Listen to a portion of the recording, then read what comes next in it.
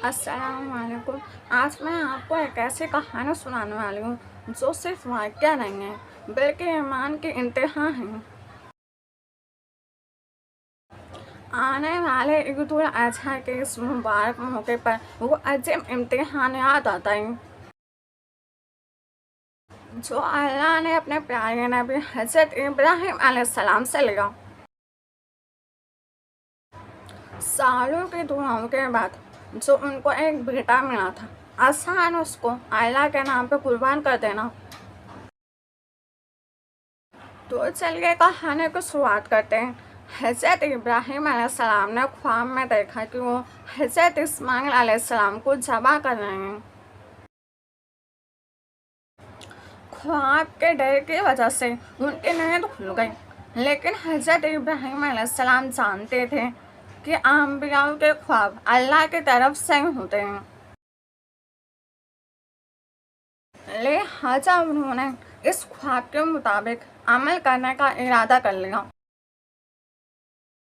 इब्राहीम अलैहिस्सलाम के लिए यह एक इम्तिहान बहुत बड़ा था। अगले दिन इब्राहीम अलैहिस्सलाम ने अपने बीवी हाजा से कहा कि अपने बेटे इस्माइल अलैहिस्सलाम को नहलाकर तैयार कर दीजिए। बीवी हाजा ने इस्माइल अलैहिस्सलाम को नहला धुलाकर पूरी तरह से तैयार कर दिया, जैसा इब्राहीम अलैहिस्सलाम ने उनसे कहा था। इब्राहीम अलैहिस्सलाम अपने बेटे को लेकर एक पहाड़ की तरफ रवाना हो गए। इब्राहीम अलैहिस्सलाम इस तकलीफ को कबूल कर चुके थे कि वो अपने बेटे की कुर्बानी देंगे, पर शैतान अल्लाह के रास्ते पर कैसे चलने देता, इसलिए वो भी अपने काम में मशगूल होगा। फिर वो शैतान एक बुजुर्ग की शक्ल में हजरत हाजा अलैहिस्सलाम के पास गया और उनको बहकाने की कोशिश करने लगा और उनसे कहने लगा, हजरत इब्राहीम अलैहिस्सलाम आपके बेटे को किसी दावत पे नहीं बल्कि कुर्बानी करने के लिए लेकर गए हैं। ये बात सुनकर हजरत हाजा अलैहिस्सलाम बहुत हैरान हो गए, लेकिन फिर उन्होंने सोचा जरूर ये कोई अल्लाह का हुक्म होगा। उन्होंने शैतान को जवाब दिया कि अगर अल्लाह ने हजरत इब्राहीम अलैहिस्सलाम को ऐसा हुक्म दिया है तो वह हमारे लिए इज्जत के बात। ये मेरा एक ही बेटा है, लेकिन अगर मेरे पास इस्माइल जैसे 1000 बेटे होते तो भी मैं उनको अल्लाह की राह में कुर्बान कर देती।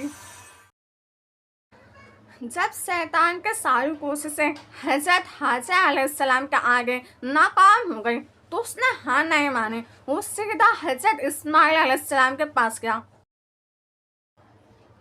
और उनसे कहने लगा कि तुम्हारे अब्बा तुम्हें किसी दावत पे नहीं बल्कि तुम्हें कत्ल करने के लिए लेकर जा रहे हैं, लेकिन उस 8 साल के बच्चे के आगे भी शैतान की कोशिशें नाकाम हो गई।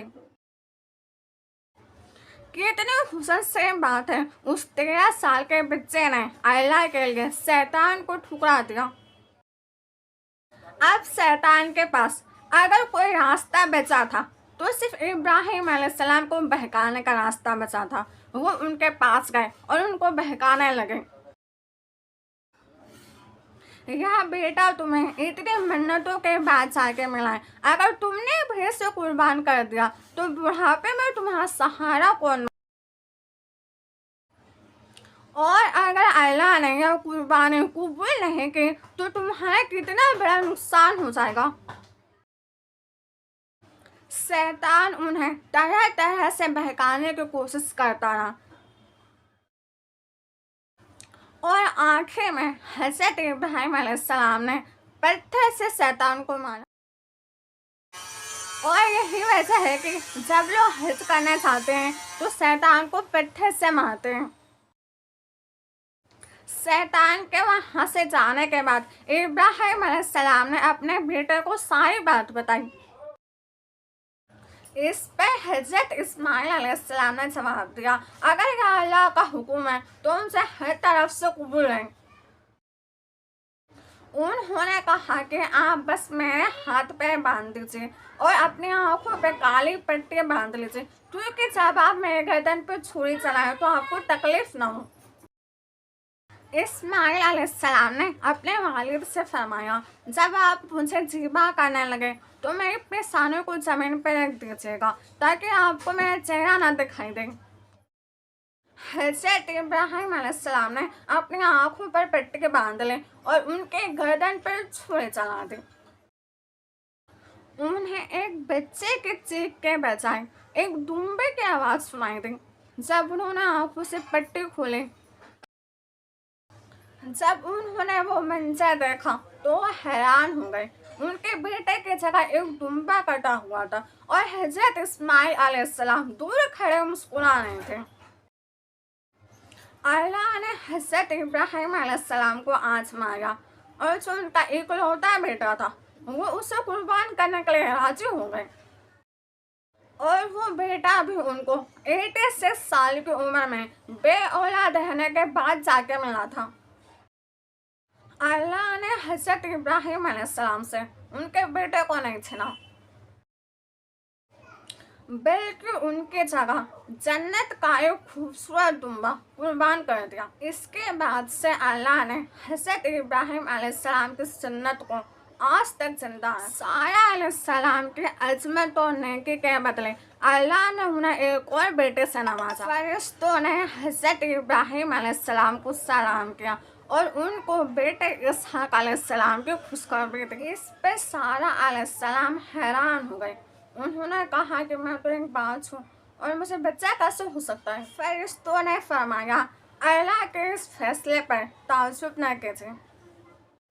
हज़रत इब्राहीम अलैहिस्सलाम ने अपने बेटे से फरमाया, ऐ मेरे बेटे, अल्लाह ने मुझे हुक्म दिया है कि इस मुकाम पर अल्लाह का घर तामीर करना होगा।